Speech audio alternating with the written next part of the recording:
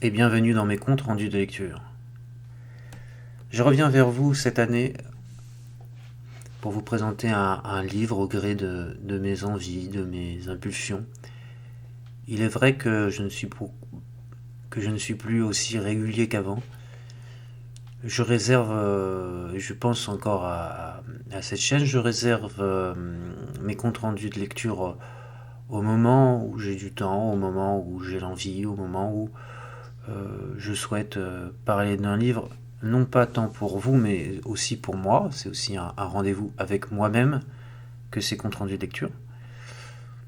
Et puis, les comptes rendus de lecture sont régis par quelques règles implicites. La plus importante, c'est que je ne présente qu'une seule fois un auteur. Si j'ai présenté une fois Platon, je ne reparlerai plus de Platon. Si j'ai présenté une fois Sénèque, je ne reparlerai plus de Sénèque. Afin d'avoir une diversité de livres, d'auteurs et de vie. Car je conçois mes comptes rendus de lecture comme un focus, une vue spécifique sur un livre et sur les détails et sur la pensée de ce livre, mais également sur un auteur. Je suis un peu comme Sainte-Beuve. J'attache, je fais le lien entre la vie de l'auteur et son œuvre, qui sont pour moi inséparables.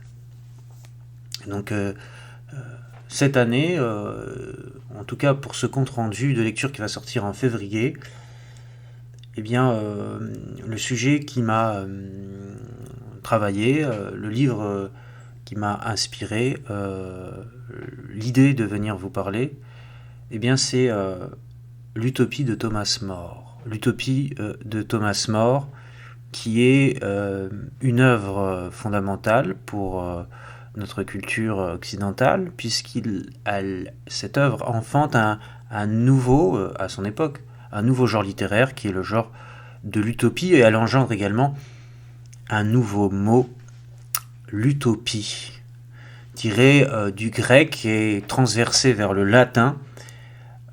L'utopie avec la privatif, du topos, du lieu, là où il n'y a pas le non-lieu. Le non-lieu, le lieu qui n'est pas localisé, le lieu de toutes les fantaisies et de toutes les fantasmagories, le lieu où peuvent s'exprimer les idéaux de la Renaissance. Alors ce lieu, nous l'avons détaillé sur la page de couverture de l'édition Flammarion de l'Utopie.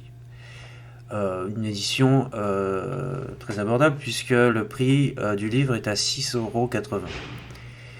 C'est ce lieu qui est rapidement aperçu sur l'image, sur la première de couverture de livre de l'Utopie.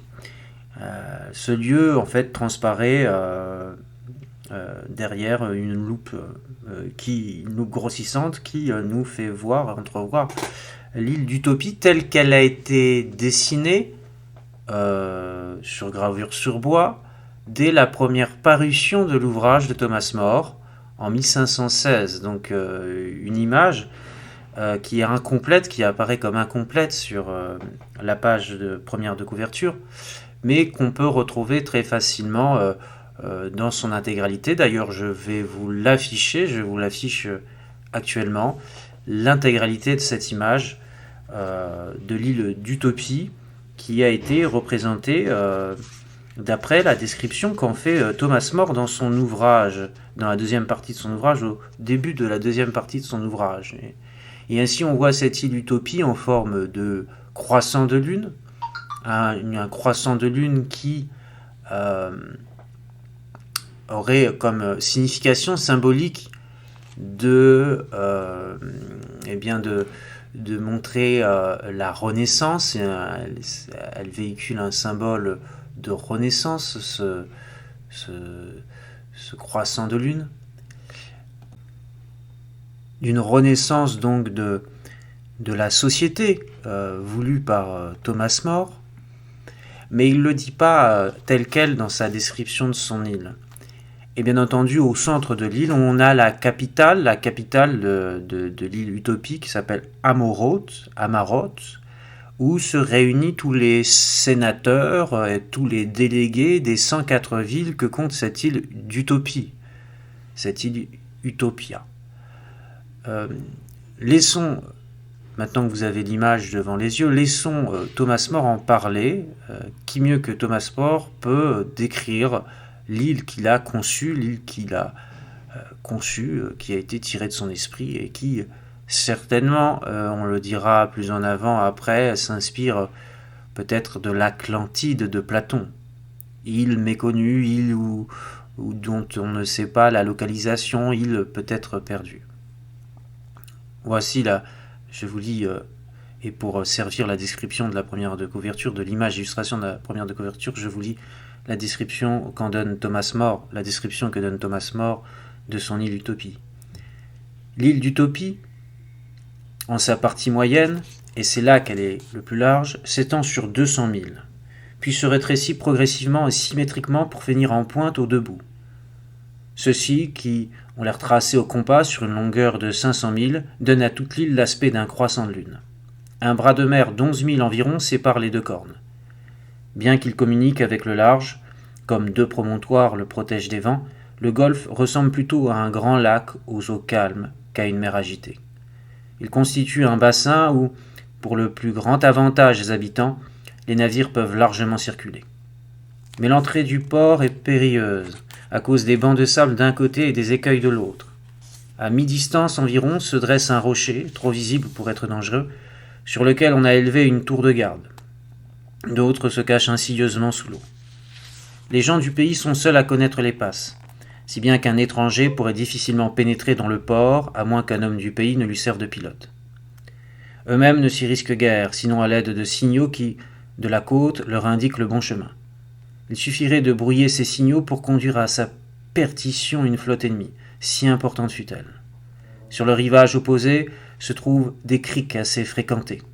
Mais partout où un débarquement a été rendu si difficile, soit par la nature, soit par l'art, qu'une poignée de défenseurs suffirait à tenir en respect des envahisseurs très nombreux. L'île a 104 villes, grandes et belles, identiques par la langue, les mœurs, les institutions et les lois. Elles sont toutes bâties sur le même plan et ont le même aspect, dans la mesure où le site le permet. La distance de l'une à l'autre est au minimum de 24 milles. Elle n'est jamais si grande qu'elle ne puisse être franchie en une journée de marche. Chaque ville envoie chaque année en Amaroth 3 vieillards ayant l'expérience des affaires, afin de mettre les intérêts de l'île en délibération.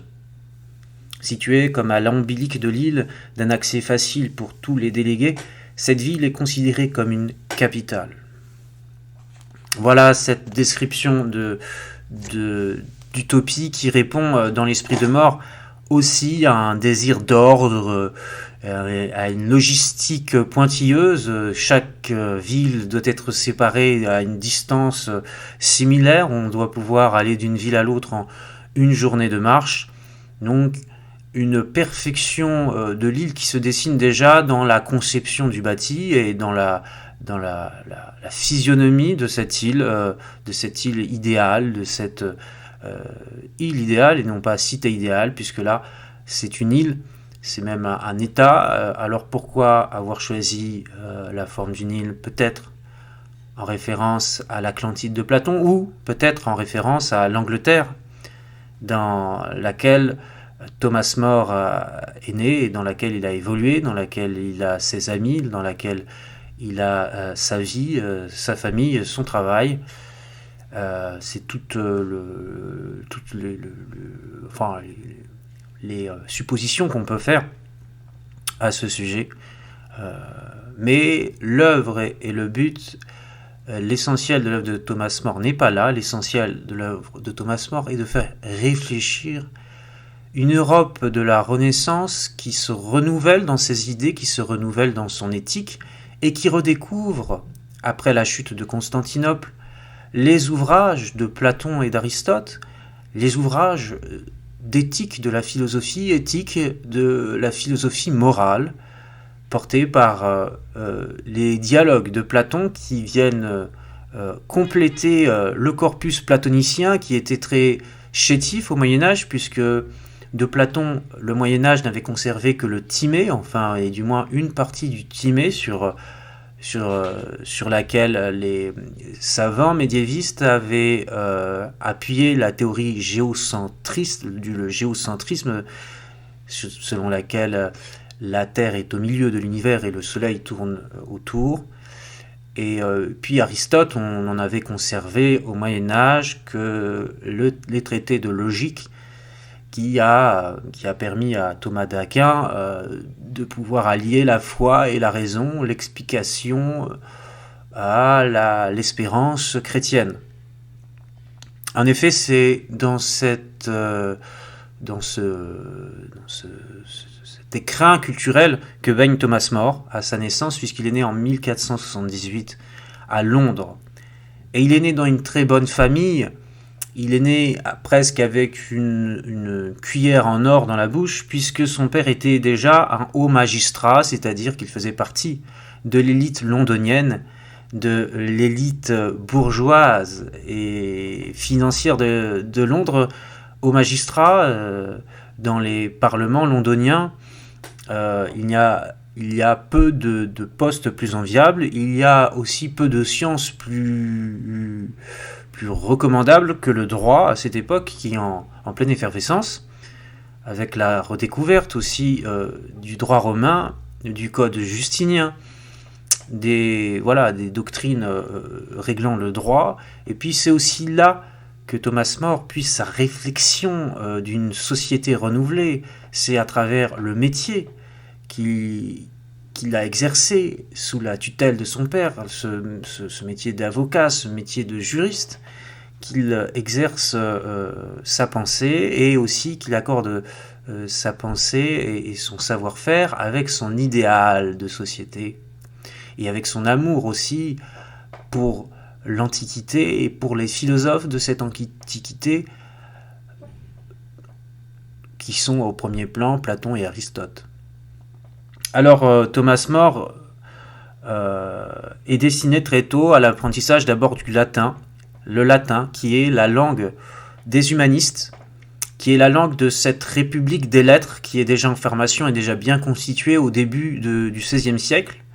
Cette république des lettres qui va avoir pour grande figure non seulement Thomas More lui-même, mais aussi Erasme, l'ami proche de Thomas More, aussi Guillaume Budet, aussi Pierre Gilles, aussi toute cette constellation de lettrés qui font redécouvrir à la faveur des nouveaux corpus philosophiques qui arrivent en Europe, l'éthique dans l'Antiquité. Et donc bien entendu Aristote et Platon sont très en honneur au début de cette Renaissance et participent du renouvellement de la pensée qui vient puiser aux racines presque fantasmées de l'Antiquité et de la pensée antique. Thomas More aussi va être introduit dans les réseaux de pouvoir londoniens très jeune, puisqu'à 12 ans, il va être nommé page de l'archevêque de Canterbury, qui en plus d'être archevêque de Canterbury en 1490, est également le grand chancelier du royaume d'Angleterre.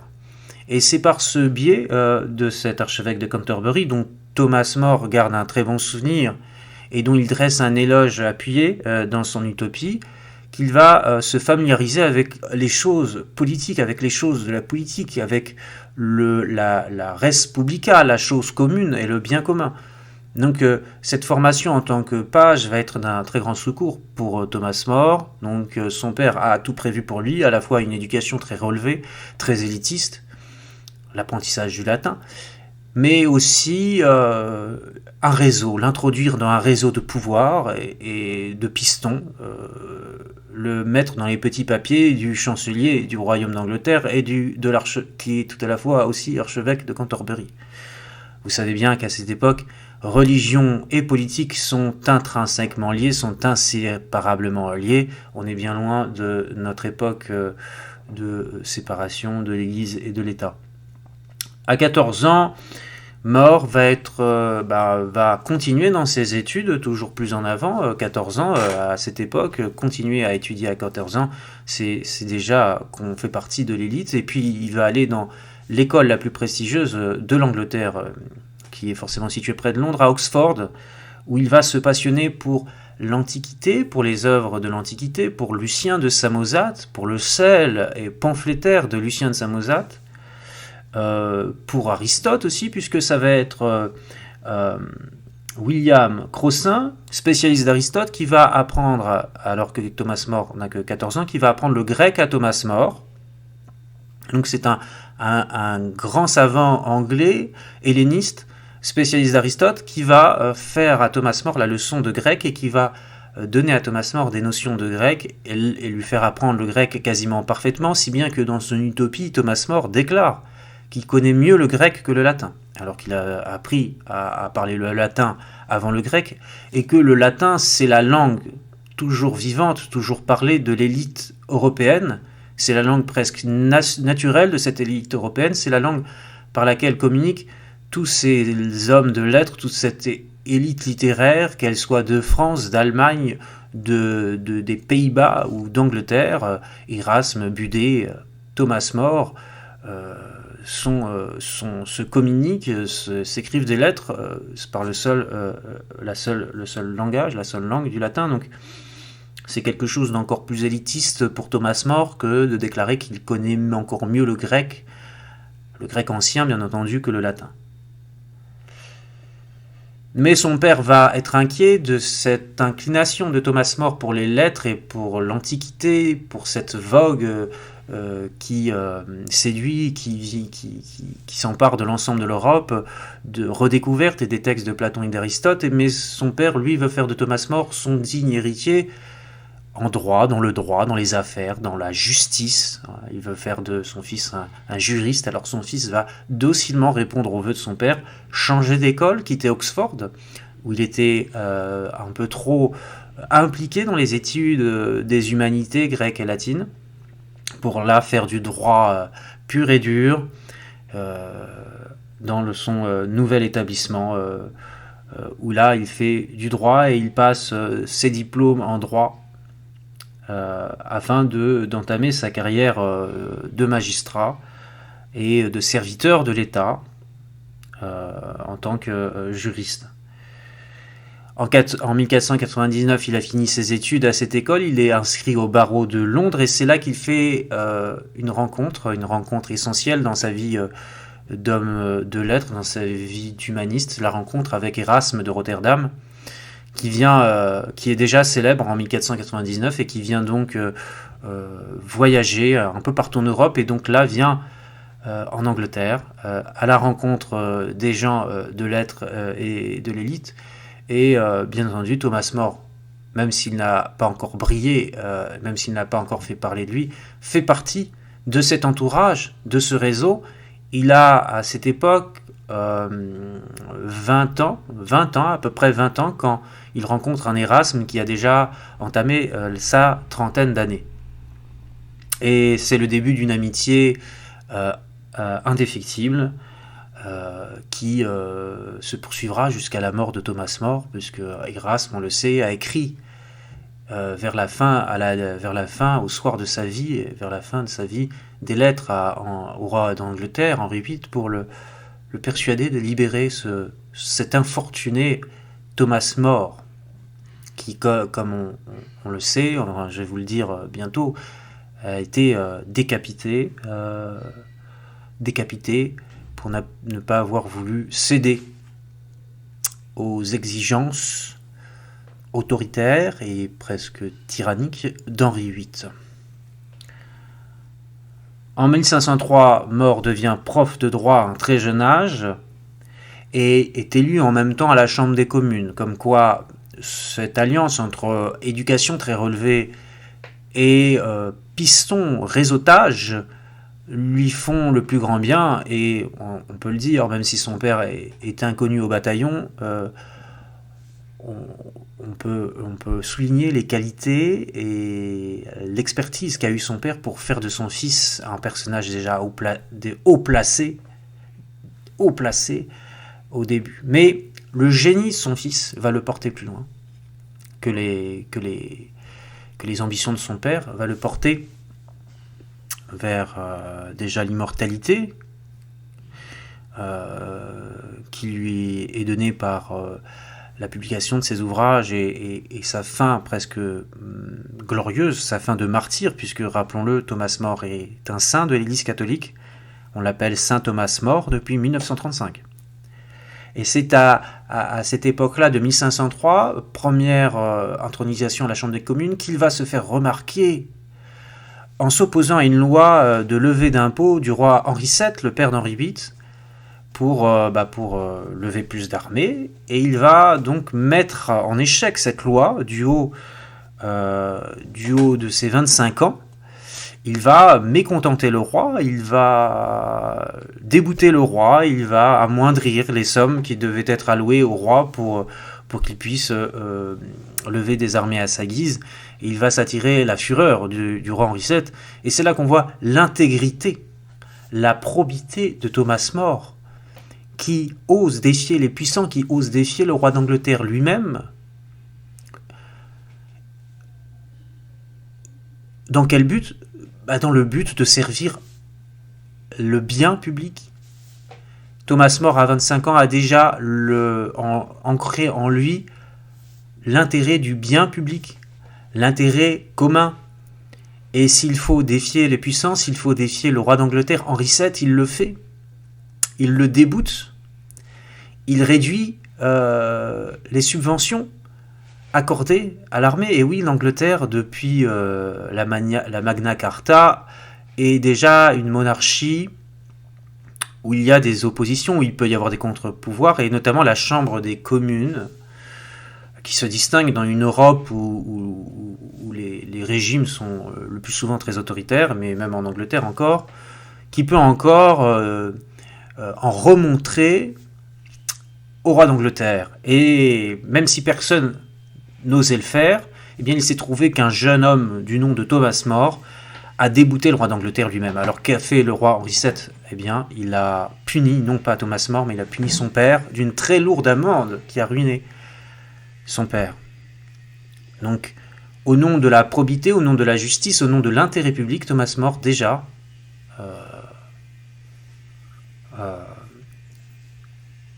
expose sa nuque presque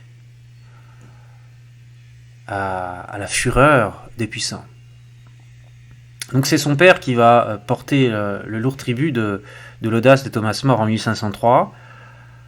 Et puis, petit à petit, eh bien, il va faire l'admiration du prince héritier, du futur Henri VIII, qui d'abord est charmé par le fait qu'un jeune à peu près de sa génération puisse tenir tête à son propre père. Et tout roi aime bien dévaloriser aussi son prédécesseur.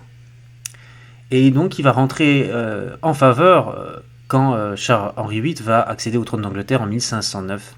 Dès l'accession d'Henri VIII au trône d'Angleterre en 1509, Thomas More va être propulsé dans la fonction de sous-shérif de Londres, et il va rentrer dans l'amitié du roi d'Angleterre Henri VIII qui fait profession apparemment d'humanisme et d'amour des lettres, même si vraisemblablement il ne comprend pas le latin, et qui est plein d'admiration pour Thomas More.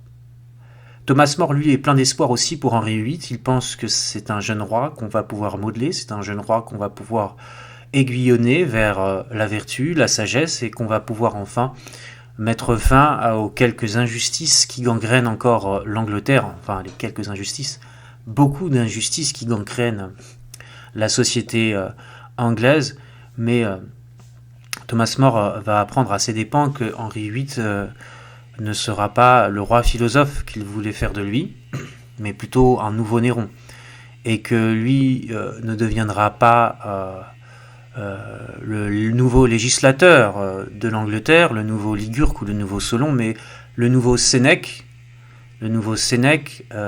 tué par son disciple, par le nouveau Néron. Donc oui, insensiblement, Thomas More est encore élevé dans dans les honneurs jusqu'à devenir lui-même le grand chancelier du royaume d'Angleterre en 1529. Et c'est là qu'après plusieurs débats, plusieurs atermoiements, que le roi Henri VIII va vouloir mettre un terme à sa relation avec le pape, à suivre l'exemple de Luther, alors que lui-même, au début de la Réforme, Henri VIII s'était fait le champion de l'Église catholique en publiant des pamphlets contre Luther, en soutenant à chaque fois le pape dans ses ligues contre les Français, et dans ses guerres d'Italie, en soutenant les catholiques. Et puis dès lors que sa femme ne lui convient plus, Catherine d'Aragon, qu'il veut changer de femme pour Anne de Boleyn, eh bien là il veut rompre avec l'Église, il veut se proclamer comme un autocrate, nouveau chef spirituel de l'Église, et faire ce que bon lui semble dans son pays. Mais ce que bon lui semble dans son pays ne convient pas à Thomas More, qui, comme il l'avait montré en 1503 avec le père d'Henri VIII, ne se dessaisit pas de sa probité, de son honnêteté et de sa vertu. Et Thomas More va non seulement démissionner de son poste de chancelier pour éviter de reconnaître qu'Henri VIII est le nouveau chef spirituel d'Angleterre à la place du pape. Thomas More est très saint. Thomas More a passé une partie de ses jeunes années d'adulte à la Chartreuse de Londres, Charterhouse de Londres, et s'est même demandé s'il ne voulait pas devenir chartreux. Il a préféré servir l'État, chrétiennement, avec beaucoup de vertus, et cette opposition qu'il a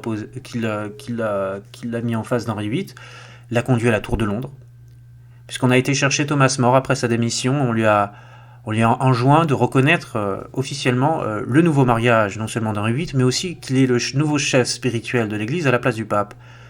La conscience de Thomas More ne pouvait se résoudre à accepter cette clause, et donc Thomas More a été enfermé pendant 18 mois à la Tour de Londres. Pendant 18 mois, on a voulu lui extorquer un assentiment, on a voulu lui faire signer le papier qu'il refusait de signer, on a voulu lui faire trahir sa conscience de catholique, de chrétien, et ça n'a pas réussi. Et donc il a fallu qu'on crée une nouvelle loi, une loi spéciale qui condamnait pour haute trahison tous ceux qui ne reconnaissaient pas Henri VIII comme le nouveau chef spirituel de l'Église, pour qu'on condamne Thomas More à mort en 1535. C'est en 1535 que Thomas More a été exécuté, décapité, par ce roi d'Angleterre qui, 2 ans plus tard, fera décapiter sa nouvelle femme, et qui enchaînera ensuite les conquêtes, ce nouveau Néron, qui a eu raison de son nouveau Sénèque. Alors Thomas More, pour revenir à l'utopie, quand il était encore dans les bonnes grâces d'Henri VIII, a été envoyé par Henri VIII en Flandre afin de négocier un traité avec les Pays-Bas espagnols, qui étaient les grands importateurs de laine anglaise. Il y avait des grandes manufactures drapières dans les Pays-Bas espagnols, et depuis le Moyen-Âge, ils étaient en lien quasiment très étroit avec l'Angleterre, qui fournissait de la laine qui a ensuite été transformée dans les Pays-Bas. C'est à l'occasion de ce voyage diplomatique qu'il va écrire l'Utopie. Mais l'Utopie était en germe depuis plus longtemps que cela. Elle était en germe avec Erasme, par ses liens et ses correspondances qu'il entretenait avec Erasme. Et l'Utopie devait répondre, à la manière d'un diptyque, à l'éloge de la folie d'Erasme. Éloge de la folie qu'Erasme avait publié vers 1610-1511. Et c'était tellement fait pour être un diptyque, un pendant à l'éloge de la folie d'Erasme, que le premier nom qui avait été imaginé pour l'Utopie était l'éloge de la sagesse. D'un côté, on a l'éloge de la folie d'Erasme, éloge ironique qui se moque des tares de son siècle, et puis de l'autre, Thomas More se proposait l'éloge de la sagesse. Erasme, on le sait, a dédié son éloge de la folie à Thomas More, en jouant sur le mot Moria qui s'associe bien avec le nom de mort, Moria qui serait qui en grec signifierait la folie, donc l'éloge de Thomas More, l'éloge de la folie, enfin un clin d'œil appuyé à Thomas More. Et puis Thomas More devait faire l'éloge de la sagesse. Mais Thomas More étant ce qu'il est, étant impliqué dans la vie politique de son État, étant très lié à son souverain, n'avait pas forcément le temps d'écrire une réponse directe à Erasme. Erasme, lui, avait beaucoup plus de liberté, avait beaucoup plus de temps libre pour se livrer à ses divertissements, puisque l'éloge de la folie était qu'un simple divertissement. Donc il a fallu que Thomas More s'exfiltre, si on veut, de l'Angleterre pour aller dans les Pays-Bas, pour aller à Anvers. Rencontre à cette occasion Pierre Gilles et les imprimeurs flamands qui s'enthousiasment pour cette nouvelle invention, vous vous en doutez, qu'est l'imprimerie, et que à leur instigation, eh bien, il va se résoudre à fixer sur le papier son idée qui ne s'appelle plus l'éloge de la sagesse pour sa première édition, mais qui s'appelle en latin Libellus vere aureus nec minus salutaris quam festivus de optima republicae statu deque nova insula utopia, c'est-à-dire un vrai livre d'or, un petit ouvrage, non moins salutaire qu'agréable, relatif à la meilleure forme de communauté politique et à la nouvelle île d'Utopie. Donc, la première publication d'Utopie, dont le Flammarion a pris une partie de la première illustration de cette première publication, eh bien, a pour titre un titre à rallonge, comme il s'en faisait communément à cette époque. Tous les livres avaient des titres à rallonge. Il a fallu attendre les rééditions fort nombreuses de l'Utopie, qui a connu un succès d'abord, un succès de niche dans la République des lettres et dans l'élite européenne littéraire de l'Europe, puisque, rappelons-le, l'Utopie est rédigée en latin, l'Utopie a été écrite et rédigée en latin, à destination d'un public lettré, à destination d'un public d'élite qui comprenait le latin, les références qui étaient dans ce livre, donc à destination de la République des lettres. Et puis, à la faveur des traductions en langue vernaculaire, en langue vulgaire de ce livre, le livre a pris un peu plus de popularité, s'est étendu et sa renommée s'est publiée aux quatre vents de l'Europe. On sait qu'Henri VIII n'a jamais lu ce livre. C'est pour vous dire. Donc il était vraiment destiné à une certaine population d'humanistes, à certains penseurs. Et donc finalement le livre a été rapidement traduit en allemand d'abord en 1524, puis en italien en 1548, en français en 1550 et pour finir seulement en 1551 en anglais. Et il a fallu réattendre les nombreuses rééditions, mais notamment celles de Bâle en 1563 et de Louvain en 1565, pour que l'ouvrage acquiert son titre définitif, Utopie. Simple et efficace, l'utopie. L'utopie aussi, l'utopie comme titre, mais qui implique aussi la formation d'un autre néologisme qui est la dystopie. Parce qu'en effet, le livre de Thomas More se compose de deux parties. La première partie où il critique avec véhémence la société anglaise et les sociétés européennes pour leur injustice, pour leur cruauté, pour leur avarice, pour toutes les passions et les péchés qui gangrènent certainement encore aujourd'hui nos sociétés. Donc ça, c'est la partie dystopique. Donc la dystopie, c'est la dystopie dans laquelle nous vivons. L'Angleterre de Thomas More, l'Angleterre du début du XVIe siècle de Thomas More. Et pour la partie utopie, eh bien c'est cette île qui n'a pas de lieu, qui n'a pas de situation précise sur le globe, cette île qui a été découverte à la faveur des explorations d'Americo Vespucci, qui s'échelonne de 1497, je crois, à 1504, et dont Thomas More a pu lire les relations en 1507 dans une édition publiée à Saint-Dié, les relations de voyage d'Americo Vespucci. Et c'est donc aussi dans cette perspective de découverte d'un nouveau monde qui se passe à l'époque de Thomas More que Thomas More a choisi de placer son île dans ce lieu-là, dans ce lieu,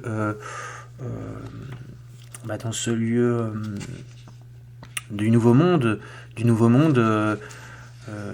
où pouvait-elle se placer cette île si ce n'est dans le Nouveau Monde et pas dans l'Europe, dans l'Ancien Monde corrompu et terni de plein de vices?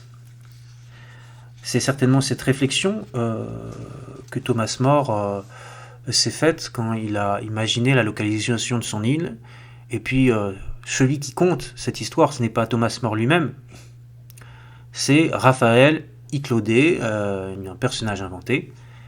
Et le récit de l'utopie, la forme qui est utilisée, comme dans beaucoup d'ouvrages de l'époque, c'est la forme du dialogue. Pourquoi le dialogue ? Eh bien, c'est la référence inimitable à Platon. Les dialogues de Platon foisonnent dans toute l'Europe cultivée. Alors, si on veut écrire un ouvrage inédit, le must, le meilleur qu'on puisse prendre pour forme, c'est la forme du dialogue.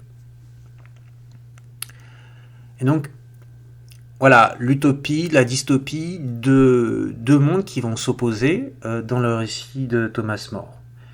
Et Thomas More a choisi de dédicacer son œuvre Utopie, non pas à Erasme, comme ça aurait pu être le but originel au début, mais à celui qui a permis la publication de l'Utopie, qui a permis à Thomas More de s'introduire dans le réseau du monde de l'imprimerie flamand, qui est Pierre Gilles, qui est un humaniste, qui est un ami d'Erasme, et qui est un ami d'Erasme aussi, mais qui est un ami de Thomas More, et qui a l'honneur aussi de figurer dans le livre Utopie comme l'un des protagonistes, avec Thomas More et ses personnages inventés qui est Raphaël Iclaudé, de ce dialogue.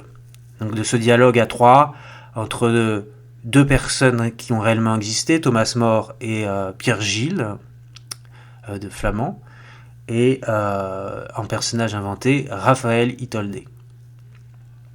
Et donc je vais vous lire d'abord la préface.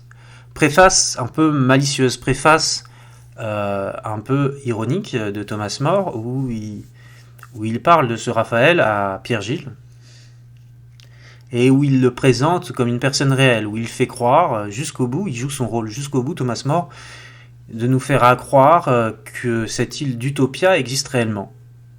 Donc il est dans son rôle, dans cette préface, où il parle de son projet de publication. Thomas More à Pierre Gilles, salut. Ce n'est pas sans quelque honte, très cher Pierre Gilles, que je vous envoie ce petit livre sur la République d'Utopie après vous l'avoir fait attendre près d'une année, alors que certainement vous comptiez le recevoir dans les 6 semaines. Vous saviez en effet que, pour le rédiger, j'étais dispensé de tout effort d'invention et de composition, n'ayant qu'à répéter ce qu'en votre compagnie j'avais entendu exposer par Raphaël. Je n'avais pas davantage à soigner la forme, car ce discours ne pouvait avoir été travaillé, ayant été improvisé au dépourvu par un homme qui, au surplus, vous le savez également, connaît le latin moins bien que le grec. Plus ma rédaction se rapprochait de sa familière simplicité, plus elle se rapprocherait aussi de l'exactitude qui doit être et qui est mon seul souci en cette affaire. Toutes les circonstances, je le reconnais, mon cher Pierre, m'ont donc facilité le travail au point qu'il ne m'en est guère resté. Assurément, s'il m'avait fallu inventer ce qui suit ou le mettre en forme, un homme, même intelligent, même instruit, aurait eu besoin de temps et d'études. Qu'on m'eût demandé une relation non seulement exacte mais encore élégante, jamais je n'y aurais suffi, quelque temps, quelques zèles que j'y eusse mis. Mais libéré des scrupules qui m'auraient coûté tant de travail, j'avais simplement à consigner par écrit ce que j'avais entendu, ce qui n'était plus rien. Cependant, pour terminer ce rien, mes occupations me laissent, en fait de loisirs, moins que rien. J'ai à plaider, à entendre des plaideurs, à prononcer des arbitrages et des jugements, à recevoir les uns pour mon métier, les autres pour mes affaires. Je passe presque toute la journée dehors, occupé des autres. Je donne aux miens le reste de mon temps. Ce que j'en garde pour moi, c'est-à-dire pour les lettres, n'est rien. Rentré chez moi, en effet, j'ai à causer avec ma femme, à bavarder avec les enfants, à m'entendre avec les domestiques. Je compte ces choses comme des occupations puisqu'elles doivent être faites. Et elles le doivent si l'on ne veut pas être un étranger dans sa propre maison.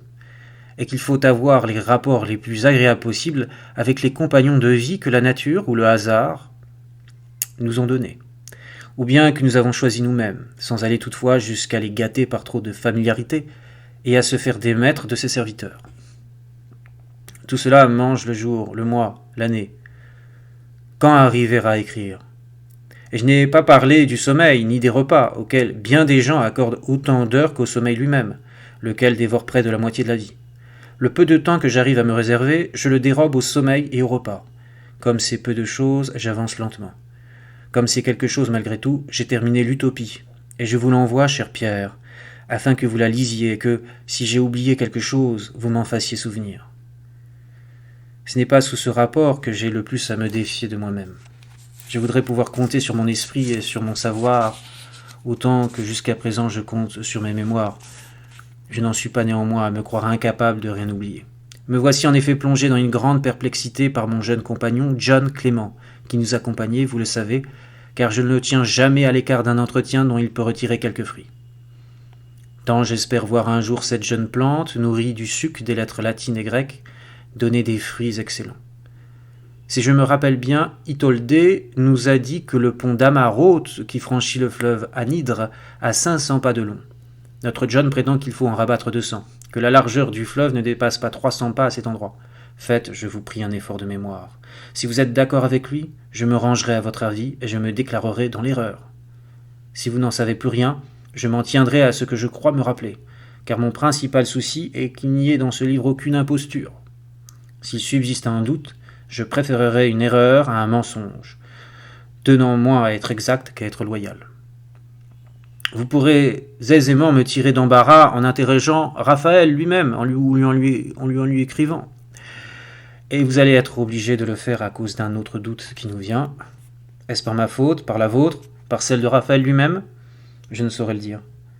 Nous en avons en effet négligé de lui demander. Et il n'a pas pensé à nous dire dans quelle partie du nouveau monde Utopie est située. Je donnerais beaucoup pour racheter cet oubli, car j'ai quelque honte à ignorer dans quelle mer se trouve l'île au sujet de laquelle j'ai tant à dire.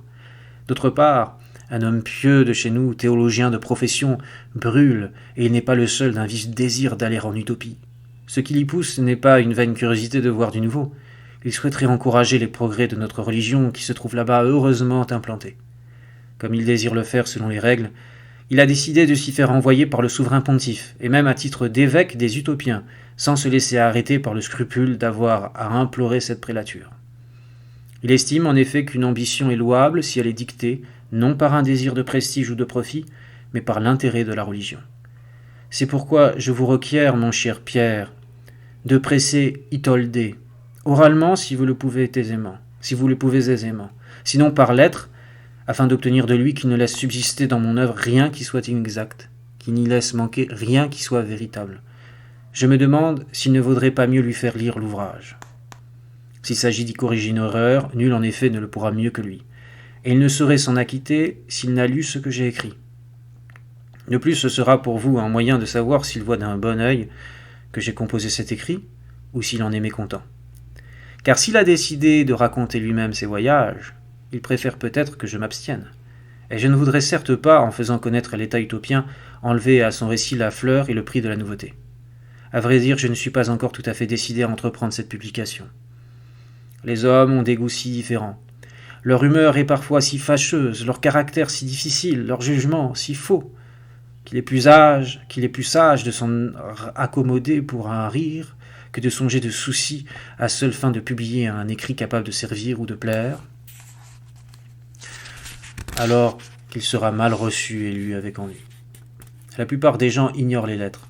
Beaucoup les méprisent. Un barbare rejette comme abrupt tout ce qui n'est pas franchement barbare. Les demi-savants méprisent comme vulgaire tout ce qui n'abonde pas en termes oubliés. Il en est qui n'aiment que l'ancien. Les plus nombreux ne se plaisent qu'à leurs propres ouvrages. L'un est si austère qu'il n'admet aucune plaisanterie. Un autre a si peu d'esprit qu'il ne supporte aucun badinage. Il en est de si fermés à toute ironie qu'un persiflage les fait fuir, comme un homme mordu par un chien enragé quand il voit de l'eau. D'autres sont capricieux au point que, debout, ils cessent de louer ce qu'assis ils ont approuvé.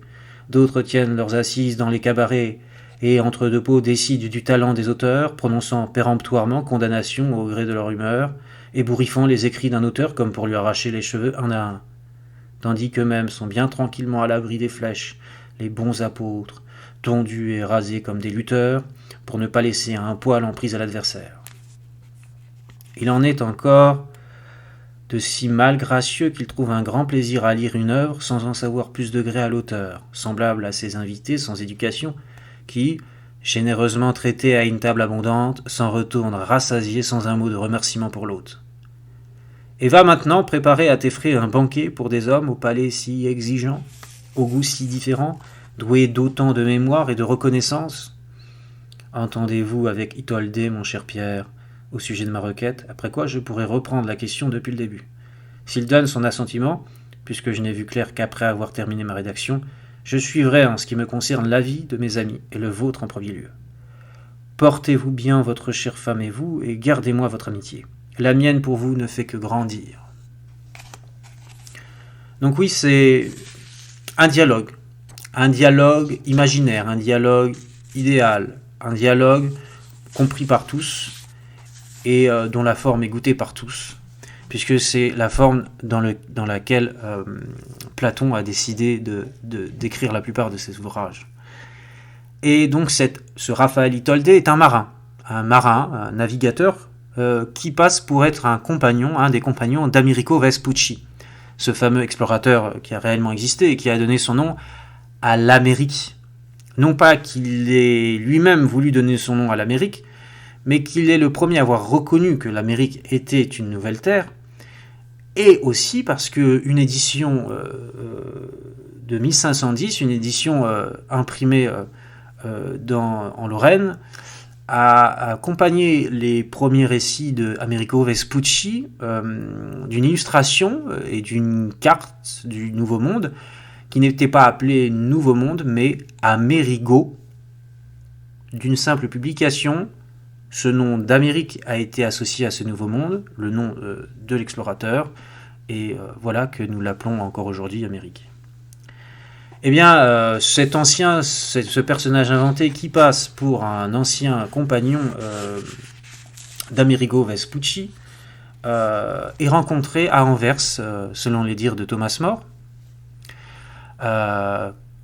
par Pierre Gilles, qui discute avec lui certainement à la sortie de la messe, puisque la sortie de la messe, pour ceux qui vont encore, c'est aussi un lieu de sociabilité, le parvis de l'église, où peuvent se nouer des amitiés, où peuvent se faire des rencontres et où peuvent se constituer des idées savantes. Thomas More, qu'il soit chez lui ou à l'étranger, bien entendu, va à l'église.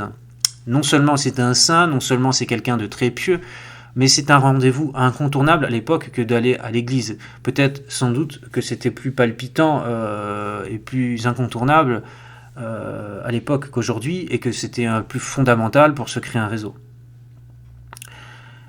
Donc je vous lis le passage où se fait cette rencontre à la sortie de l'église avec Raphaël Itoldé, mais passage qui est précédé d'un éloge d'un de ses amis, puisque dans ce mouvement que sont les humanités au début du XVIe siècle, qui est la pensée humaniste, l'amitié joue un très grand rôle.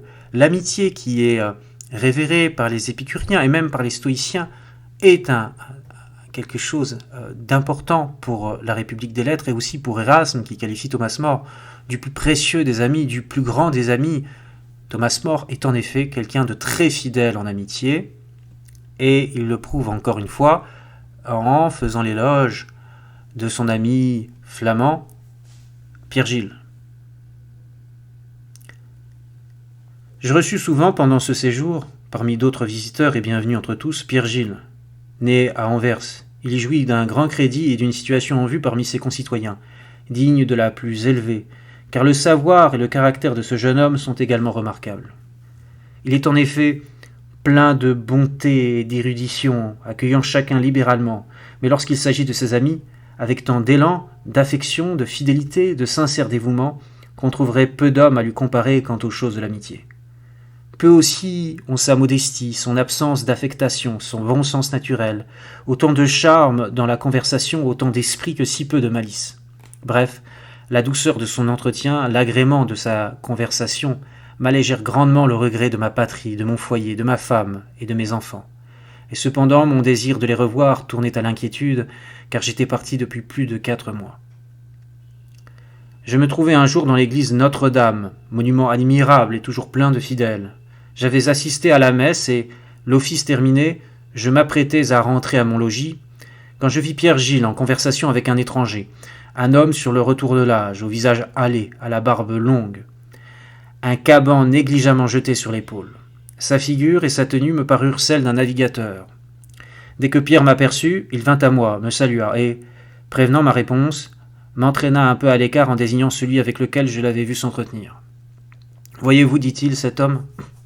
Je me préparais à l'emmener tout droit chez vous. »« Il eût été très bienvenu, dis-je, recommandé par vous. »« Recommandé bien plutôt par lui-même, dit-il. Dès que vous le connaîtrez, il n'est personne sur la terre qui en ait aussi long à raconter concernant les hommes et les terres inconnues. Et c'est là, je le sais, un sujet dont vous êtes des plus curieux. Eh bien, dis-je, je n'avais donc pas si mal deviné, car au premier regard, j'avais tenu cet homme pour un capitaine de vaisseau. En quoi vous étiez bien loin de la réalité, dit-il, car s'il a navigué, ce ne fut pas comme Palinure, mais comme Ulysse, ou plutôt encore comme Platon. Ce Raphaël, en effet, car il s'appelle ainsi, et Itoldé est son nom de famille, connaît assez bien le latin, et très bien le grec, qu'il a étudié avec un soin plus particulier, car il s'était voué à l'étude de la philosophie, et il estimait que rien d'important n'existe en latin dans ce domaine, si ce n'est quelques morceaux de Sénèque et de Cicéron. Il a laissé à ses frères le patrimoine qui lui revenait dans son pays, le Portugal, et désireux de voir le monde, s'est joint à Amerigo Vespucci, pour les 3 derniers de ces 4 voyages, dont on lit aujourd'hui la relation un peu partout. Il l'accompagna continuellement, si ce n'est qu'à la fin, il ne revint pas avec lui. Amerigo l'autorisa sur ses instances à faire partie de ces 24 qui, au terme de la dernière expédition, furent laissés dans un château fort. Il y resta par vocation personnelle, un homme qui se soucie plutôt de courir le monde que de savoir où il sera enterré. Il répète volontiers, à défaut d'urne funéraire, toute cendre a le ciel pour linceul. Et, pour aller vers les dieux, d'où que l'on parte, le chemin est le même. Opinion qui lui aurait coûté cher si Dieu ne l'avait protégé. Après le départ de Vespucci, il parcourut quantité de pays avec 5 de ses compagnons de la garnison. Une chance extraordinaire l'amena à Ceylan, puis à Calcutta, où il n'eut pas de peine à trouver des vaisseaux portugais qui le ramenèrent contre toute espérance dans son pays. Quand Pierre eut terminé son récit, je le remerciai de son empressement à me ménager un entretien avec un homme dont il jugeait que la conversation me serait profitable. Je m'avançai vers Raphaël. Nous nous saluâmes, en échangeant les paroles qui conviennent à une première rencontre, puis nous entrâmes chez moi, où, dans le jardin, assis sur un banc de gazon, nous nous mîmes à causer. Voilà donc la première rencontre.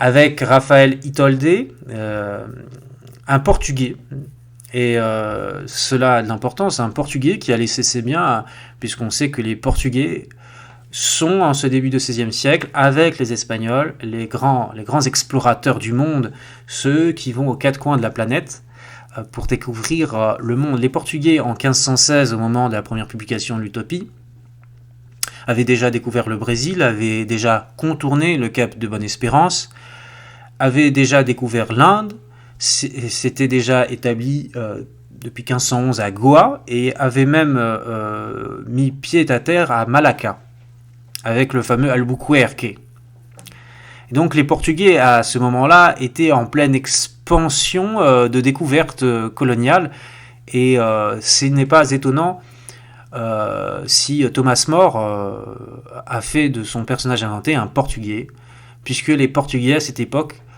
étaient dans la liste des nations les plus avancées dans les domaines de la mer, ce qui n'était pas encore le cas de l'Angleterre en ce début du XVIe siècle. Donc le marin par excellence c'est soit un Espagnol ou encore mieux soit un Portugais. Donc c'est ainsi que commence la première partie du livre. Et cette première partie du livre va très rapidement, par la voix de ce Raphaël Itoldé, critiquer la société dystopique dans laquelle vit Thomas More, la société inégalitaire, la société qui est prise de guerre et de violence et de vaine gloire. Thomas More a peu goûté les entreprises de son souverain dans les guerres d'Italie. Il a toujours dissuadé, tel Kinéas devant Pyrrhos, de partir au loin faire la guerre pour une vaine gloire.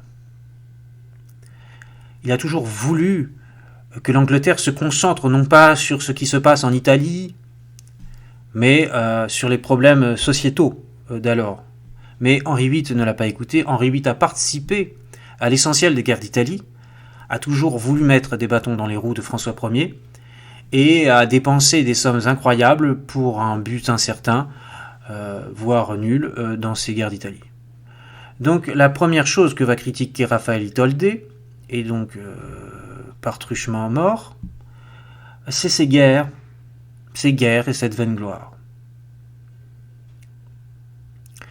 Et d'abord, il va introduire le propos de Raphaël en disant que Raphaël a tout vu partout puisque c'est un grand voyageur et qu'il a arrêté son jugement avec plus de recul sur les sociétés européennes et leur tard.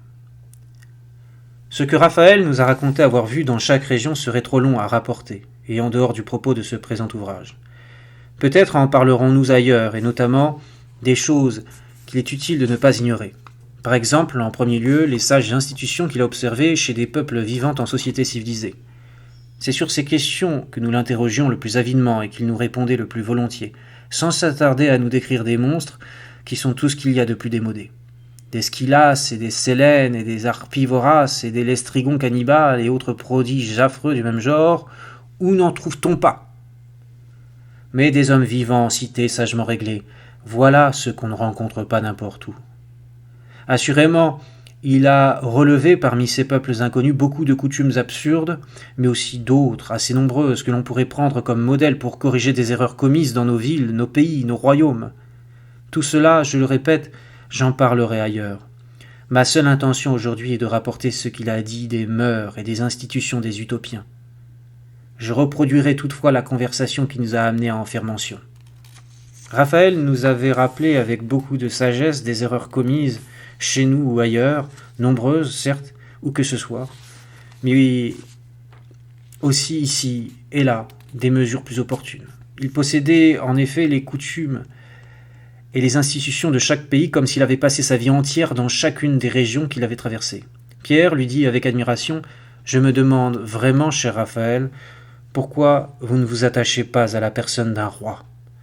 Il n'en est aucun, j'en suis sûr, qui ne vous accueillerait avec joie, car vous auriez de quoi le charmer par votre savoir, votre expérience des pays et des hommes, et vous pourriez aussi l'instruire par des exemples, le soutenir par votre jugement. Ce serait tout d'un coup servir excellemment vos propres intérêts et être d'un grand secours à tous ceux de votre entourage. En ce qui concerne ma famille, répondit-il, je n'ai guère à m'en soucier, car je crois avoir passablement accompli mon devoir envers elle. Les biens auxquels les autres hommes ne renoncent pas avant d'être vieux et malades, et même alors de fort mauvais gré, et parce qu'ils ne sont plus capables de les conserver, je les ai distribués à mes parents et amis alors que j'étais en bonne santé, robuste et en pleine jeunesse. Ils doivent, je pense, se tenir satisfaits de ma libéralité sans exiger, sans s'attendre en plus, que j'aille, pour leur plaire, me mettre en servage auprès des rois. Entendons-nous, dit Pierre, je souhaitais vous voir rendre service aux rois et non vous mettre à leur service. Petite différence, répondit-il. Nommez-la comme vous voulez, dit Pierre. Je persiste à penser que ce serait le vrai moyen d'être utile au public, aux individus, et de rendre votre propre condition plus heureuse. Plus heureuse, s'écria Raphaël, par un moyen en complet désaccord avec mon caractère. Je vis aujourd'hui à ma guise ce qui, j'en suis sûr, est le lot de très peu d'hommes au pouvoir. Ceux qui briguent l'amitié des puissants sont du reste bien assez nombreux, et la perte ne sera pas grande s'ils doivent se passer de moi et de quelques autres de mon espèce. Je pris alors la parole. Il est bien évident, cher Raphaël, que vous n'êtes altéré ni de richesse ni de puissance. Un homme qui pense comme vous m'inspire, à moi, autant de respect que le plus grand seigneur.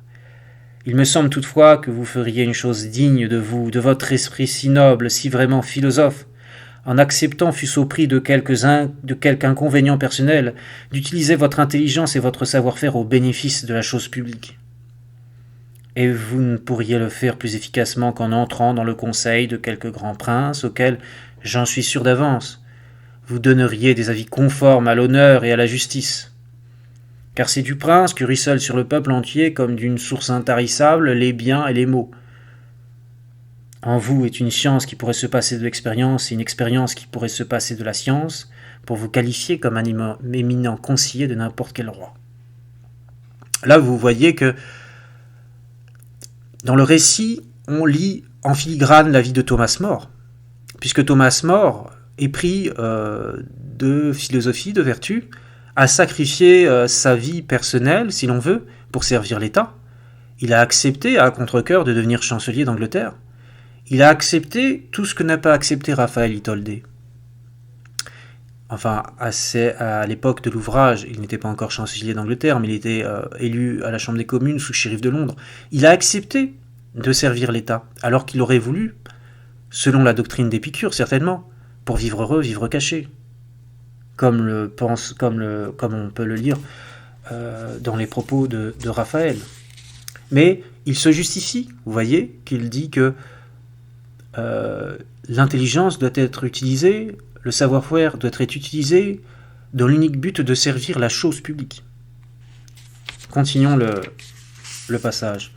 En quoi, mon cher More, vous vous trompez 2 fois, dit-il. D'abord sur mon compte, ensuite sur la chose elle-même. Je n'ai pas les lumières que vous m'attribuez, et je les aurais même, et je sacrifierais mon repos que ce serait sans aucun profit pour l'État. Les princes, en effet, la plupart, sinon tous, concentrent leurs pensées sur les arts de la guerre, pour lesquels je n'ai et ne désire avoir aucune compétence, bien plus volontiers que sur les arts bienfaisants de la paix. Ils s'intéressent beaucoup plus aux moyens, louables ou non, d'acquérir de nouveaux royaumes qu'à ceux de bien administrer leur héritage. D'autre part, parmi les membres des conseils royaux, tous ont assez de sagesse pour n'avoir nul besoin d'un avis étranger, ou du moins s'imaginent être assez sages pour pouvoir être sourds à l'avis d'autrui. Ce sont les opinions les plus sottes qui reçoivent leur acquiescement, leur flatterie, pourvu que celui qui les présente soit au comble du crédit auprès du prince, lequel ils espèrent se rendre favorable par leur acquiescement. Chacun se complaît à ses propres idées, c'est la nature qui en a ainsi décidé. Le corbeau trouve ses petits charmants et la vue du jeune singe enchante ses parents. Mais si, dans cette assemblée de gens jaloux ou vaniteux, quelqu'un vient alléguer, fruit de ses lectures, une mesure prise autrefois ou dans un autre pays, ou encore ce qu'il a lui-même constaté à l'étranger, ses auditeurs se comportent exactement comme si toute leur réputation de sagesse était menacée, comme s'ils devaient être tenus désormais pour des sots s'ils ne trouvent aussitôt de quoi infirmer l'opinion d'autrui. Faute d'autres arguments, ils recourent à celui-ci. Ce que nous préconisons a eu l'approbation de nos ancêtres. Nous ne pouvons rien faire de mieux que d'imiter leur sagesse. Sur quoi ils se rasseyent, comme si le problème avait été parfaitement résolu. Faut-il vraiment redouter de découvrir, sur un sujet quelconque, un homme plus avisé que ses aïeux, alors que c'est justement ce qu'ils ont fait de mieux que nous envoyons promener le plus tranquillement du monde, tandis que nous nous cramponnons sous prétexte de tradition à ce qui pourrait être amélioré. C'est sur des préjugés de ce genre, dictés par l'orgueil, la sottise et l'entêtement, que je suis tombé souvent, et une fois en Angleterre. Quoi, dis-je? Vous êtes venu chez nous? C'est là que s'introduit dans la dystopie l'Angleterre. Et là, il ne fait plus aucun doute, dans le récit de Thomas More, que l'Angleterre est cette société inégalitaire, cruelle et injuste, qui vient pressurer les pauvres, et qui en plus vient les punir au prix de la vie, quand ceux-ci essayent désespérément de s'en sortir en volant un bout de pain ou un bout de pomme. Et cette injustice, cette cruauté de la justice anglaise contre de pauvres gens, c'est ce que va critiquer, après la guerre, Raphaël Itoldé, qui dit que ce n'est pas en tuant les gens qu'on les empêchera de lutter encore pour leur vie ou de voler quelques bagatelles pour suffire à leurs besoins. Non, c'est en répartissant plus harmonieusement les ressources, en posant des limites aux riches qui, par une inclination naturelle, veulent tout accaparer et l'ensemble des terres, puisqu'on est dans l'époque très importante pour l'Angleterre, l'époque des enclosures, où les terres communes qui étaient normalement à la disposition de tous pour faire pâturer les moutons, les vaches et les petits les bétails de chacun, des plus riches aux plus pauvres, eh bien tout d'un coup se recouvrent de haies, se recouvrent d'enclos, deviennent privés et condamnent les pauvres à la mendicité. Ces enclosures, ces prémices un peu de la société capitaliste qui vient secouer l'Angleterre et qui vient, comme au mi-temps de la République romaine, qui vient provoquer un accroissement des terres, un accaparement des terres de la guerre publicus, qui devient la guerre privatus, si vous voulez, et donc on a un problème de pauvreté endémique à l'Angleterre, qui est là critiqué encore à la suite de ce livre 1 par Raphaël Itoldé, le personnage qu'a inventé Thomas More. J'étais par hasard à sa table le jour où s'y trouva aussi un laïc très ferré sur le droit anglais. Donc là, il était à la table de l'archevêque de Canterbury, qui est loué aussi juste avant le passage que je vous lis par Thomas More, comme une personne très savante. Enfin, c'est un peu une reconnaissance livresque qu'il accorde à son ancien précepteur, à son ancien maître, quand il était en page de 12 ans. J'étais par hasard à sa table le jour où s'y trouva aussi un laïc très ferré sur le droit anglais, lequel, à propos de je ne sais quoi, se mit à louer de tout son cœur l'inflexible justice que l'on exerçait chez vous à cette époque contre les voleurs. On pouvait, disait-il, en voir ici et là 20 pendus ensemble à la même croix. Et il se demandait avec d'autant plus d'étonnement, alors que si peu échappaient au supplice, quel mauvais sort faisait qu'il y en eût tant à courir les rues. Je dis alors, car j'osais parler librement en présence du cardinal, cela n'a rien de surprenant. En effet, ce châtiment va au-delà du droit, sans pour cela servir l'intérêt public. Il est en même temps trop cruel pour punir le vol et impuissant à l'empêcher. Un vol simple n'est pas un crime si grand qu'on doive le payer de la vie. D'autre part, aucune peine ne réussira à empêcher de voler ceux qui n'ont aucun autre moyen de se procurer de quoi vivre. Votre peuple et la plupart des autres me paraissent agir en cela comme ces mauvais maîtres qui s'occupent à battre leurs élèves plutôt qu'à les instruire. On décrète contre le voleur des peines dures et terribles, alors qu'on ferait mieux de lui chercher des moyens de vivre, afin que personne ne soit dans la cruelle nécessité de voler d'abord et ensuite d'être pendu.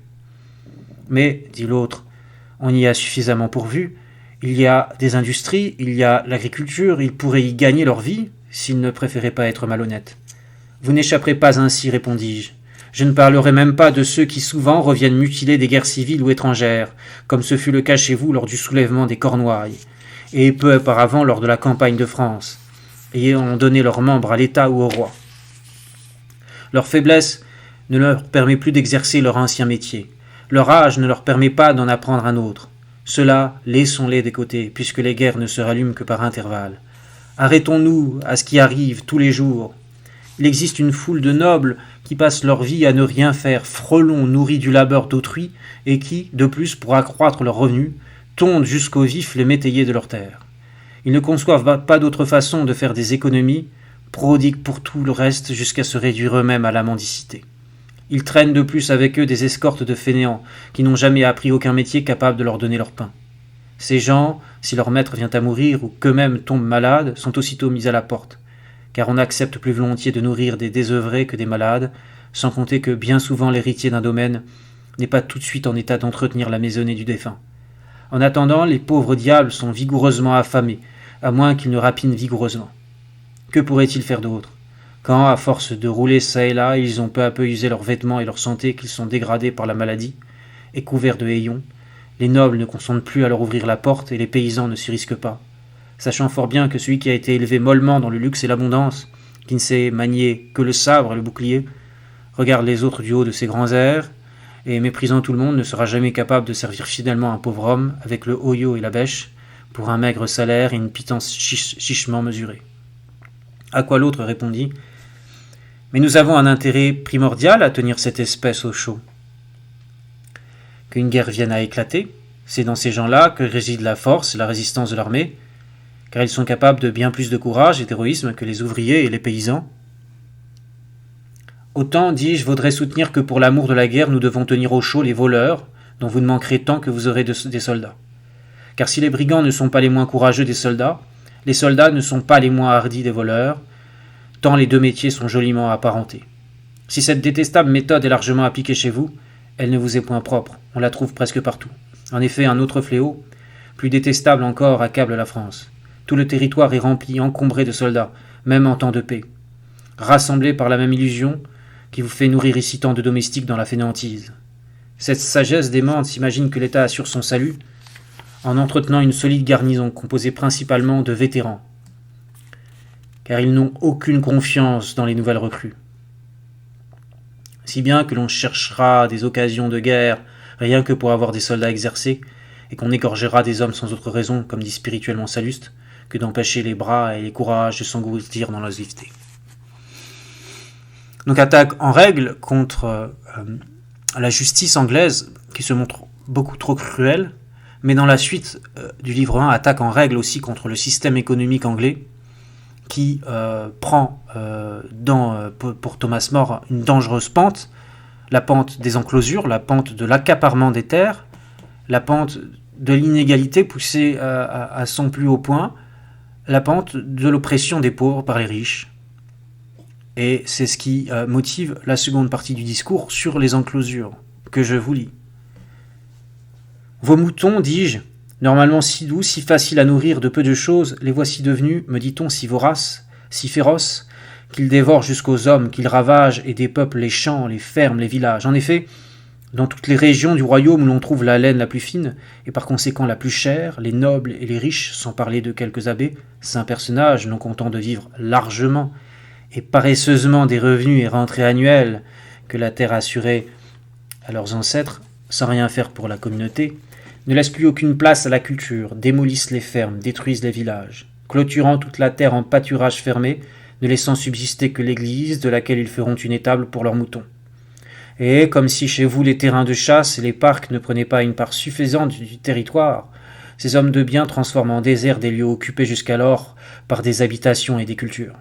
Ainsi donc, afin qu'un seul goinfre à l'appétit insatiable, redoutable fléau pour sa patrie, puisse entourer d'une seule clôture quelques milieux d'arpents d'un seul tenant, des fermiers seront chassés de chez eux, souvent dépouillés de tout ce qu'ils possédaient, circonvenus par des tromperies ou contraints par des actes de violence, à moins qu'à force de tracasseries, on les amène par la lassitude à vendre leurs biens. Le résultat est le même.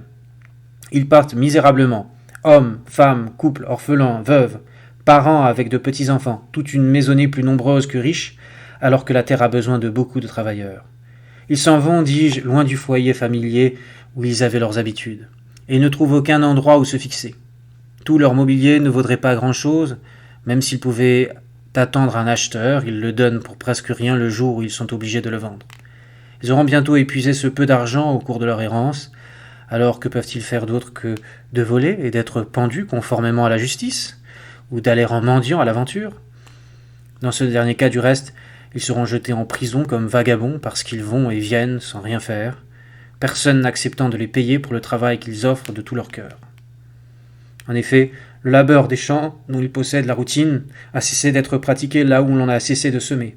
Un seul berger, un seul bouvier suffisent pour une terre livrée en pâture aux troupeaux qui, lorsqu'elle était ensemencée et cultivée, réclamaient beaucoup de bras. Voilà la dystopie du temps de Thomas More, charge très audacieuse contre la société de son temps, contre les inégalités, et en contrepartie, en pendant de cette société dystopique, de cette société infernale, eh bien se dessine cette utopie, cette île où l'argent est banni, cette île où les êtres humains ont fait le choix de supprimer la propriété privée et de partager les biens. Cette île où il existe une méritocratie qui se fait seulement pour le bien commun et qui se fait selon les capacités intellectuelles de chacun et qui fait que chaque personne, s'il se consacre suffisamment à l'étude du beau et de la vertu, peut devenir magistrat, sénateur ou prince de l'île. L'île d'utopie. Beaucoup ont voulu faire de l'île d'utopie une anticipation du communisme, alors que ce n'était pas l'objet de Thomas More. L'objet de Thomas More était de penser l'utopie comme la Jérusalem céleste, comme la bonté, comme une société épris de bonté, de justice et de vertu, à l'image de la bonté, de la justice et de la vertu de Dieu, du Christ, toujours essentiel chez saint Thomas More, rappelons-le, saint Thomas More. Et donc beaucoup de communistes du XXe siècle ont voulu faire de l'utopie la première œuvre communiste, la première œuvre où il est parlé de communauté des biens, de suppression de la propriété privée, de tâches non rémunérées faites en collectivité, mais ce n'était pas le cas. Mais cette idée a eu tellement la vie dure, cette idée, que de 1917 à 2014, au pied du Kremlin à Moscou, un obélisque était là, en place, était érigé, avec les figures du socialisme historique, et il y avait en bonne place Thomas More. Thomas More au cœur de la capitale soviétique. Mais ce n'est pas le cas. Ce n'était pas l'intention de Thomas More. Ce n'était pas l'intention de ce saint catholique. L'intention de ce saint catholique était la bonté de Dieu. Quel est le gouvernement qui aurait été voulu par Dieu, le Christ?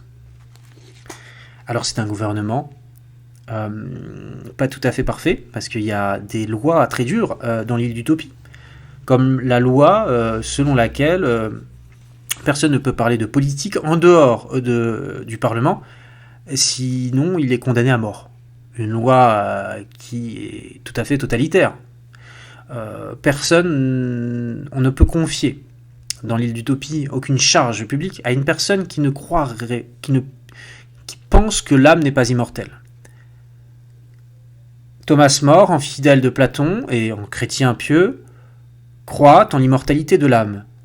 Et il inflige à ceux qui refusent de croire en l'immortalité de l'âme dans son île d'Utopie, qui par ailleurs acceptent toutes les religions, oui, dans son île d'Utopie, toutes les religions sont acceptées, il y a une tolérance religieuse, mais ce qui n'est pas accepté, ou du moins très mal accepté, c'est que certaines personnes de l'île puissent croire que l'âme est mortelle, que l'âme n'existe pas, ou que l'âme n'est pas immortelle. À ces personnes-là, rien n'est fait contre eux, mais il leur est interdit d'assumer quelque poste de magistrature que ce soit, parce que Thomas More considère que si ces personnes ne croient pas en une justice immanente après la mort, si ces personnes ne croient pas qu'ils seront jugés pour leurs actes de leur vie présente, alors quelle limite morale, quelle limite éthique auront-ils en rendant les jugements s'ils sont juges ou en servant l'État?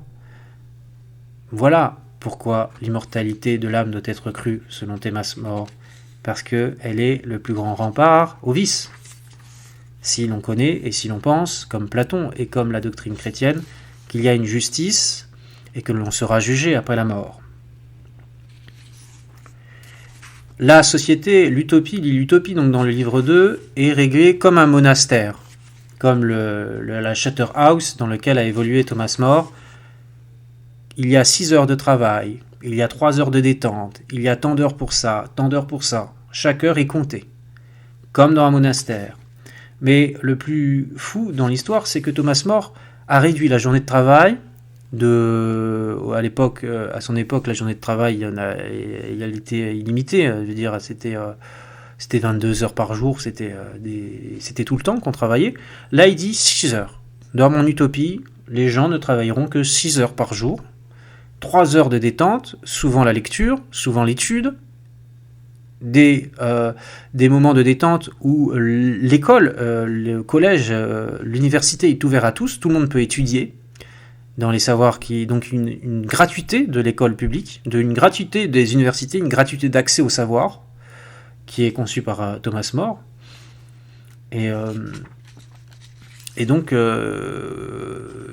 une communauté des biens. Donc que dit-il ? Le jour solaire y est divisé en 24 heures d'égale durée, dont 6 sont consacrées au travail. 3 avant le repas du midi, suivi de 2 heures de repos, puis de 3 autres heures de travail terminées par le repas du soir. À la 8e heure, qu'ils comptent à partir de midi, ils vont se coucher et accordent 8 heures au sommeil. Chacun est libre d'occuper à sa guise les heures comprises entre le travail, le sommeil et les repas. Non pour les gâcher dans les excès et la paresse, mais afin que tous, libérés de leur métier, puissent s'adonner à quelque bonne occupation de leur choix. La plupart consacrent ces heures de loisirs à l'étude. Chaque jour, en effet, des leçons accessibles à tous ont lieu avant le début du jour, obligation pour ceux-là seulement qui ont été personnellement destinés aux lettres. Mais venus de toutes les professions, hommes et femmes, y affluent librement, chacun choisissant la branche d'enseignement qui convient le mieux à sa forme d'esprit. Si quelqu'un préfère consacrer ses heures libres de surcroît à son métier, comme c'est le cas pour beaucoup d'hommes qui ne sont tentés par aucune science, par aucune spéculation, on ne l'en détourne pas. Bien au contraire, on le félicite de son zèle à servir l'État. Après le repas du soir, on passe 1 heure à jouer. L'été dans les jardins, l'hiver dans les salles communes, qui servent aussi de réfectoire. On y fait de la musique, on se distrait en causant. Les Utopiens ignorent complètement les dés et tous les jeux de ce genre, absurdes et dangereux, mais ils pratiquent 2 divertissements qui ne sont pas sans ressemblance avec les échecs. L'une est une bataille de nombre où la somme la plus élevée est victorieuse. Dans l'autre, les vices et les vertus s'affrontent en ordre de bataille. Ce jeu montre fort habilement comment les vices se font la guerre les uns aux autres, tandis que la concorde règne entre les vertus. Quels vices s'opposent à quelles vertus? Quelles forces peuvent les attaquer de front? Par quelle ruse on peut les prendre de biais? Sous quelle protection les vertus brisent l'assaut des vices? Par quel art elles déjouent leurs efforts? Comment enfin un des 2 partis établit sa victoire? Voilà, donc Thomas More consacre 6 heures de travail, ce qui est une durée plus courte encore que nos 8 heures de travail par jour, au travail. Et il dit que c'est possible. Pourquoi c'est possible? Puisque tout le monde travaille. Donc les femmes aussi travaillent dans l'île d'Utopie, 6 heures par jour, aux productions essentielles, aux productions qui permettent, selon et conformément à la doctrine stoïcienne qui est de vivre selon la nature, aux productions essentielles pour l'homme. La nourriture, le vêtement très sobre, le fer, enfin tout ce qui permet à l'île de vivre, et sont condamnés l'orfèvrerie, les richesses, les bijoux, les choses un peu superficielles. Toute cette industrie qui demande beaucoup de travail est supprimée, ce qui permet une égale répartition du temps de travail mesuré à 6 heures par jour, une plus grande et un effort de travail qui est destiné simplement aux choses essentielles. Ce qui permet, avec assez de réalisme, de réduire le temps de travail, puisque le travail est destiné à la nourriture, aux choses essentielles de la vie, aux choses qui nous servent à vivre, du pain, de l'eau, un lit, quelques vêtements. Et les utopiens ont tous le même vêtement, sobre, qu'ils le portent même 6 mois dans l'année. Une sobriété dans le vêtement et dans les choses de la vie. C'est la règle de cette île Utopie. Et autre chose importante, la communauté des biens, la suppression de la propriété privée, la suppression de l'argent. On supprime l'argent. L'argent ne vaut rien. L'argent ne sert pas. Et c'est là que Thomas More fait preuve d'éclectisme, puisqu'il va puiser à tous les râteliers. Chez les stoïciens, chez les épicuriens, chez Platon, chez saint Augustin. Il va prendre tout ce qu'il veut, si bien qu'on ne peut pas dire que l'utopie est une réminiscence de la République de Platon. On ne peut pas dire que l'utopie est une réminiscence de la cité idéale d'Aristote. On ne peut pas dire que l'utopie est une réminiscence de l'Atlantide du même Platon. L'utopie n'est ni une reproduction de la République idéale de Platon, comme de la cité idéale d'Aristote. L'utopie est une création originale de Thomas More, inspirée certes de toutes les références antiques et de toute l'éthique de la philosophie antique. Alors, lisons ce passage où apparaît cette doctrine importante et très sage, si l'on y pense avec gravité, si on y pense, vivre. Vivre selon ce que la nature nous a donné, vivre selon la nature.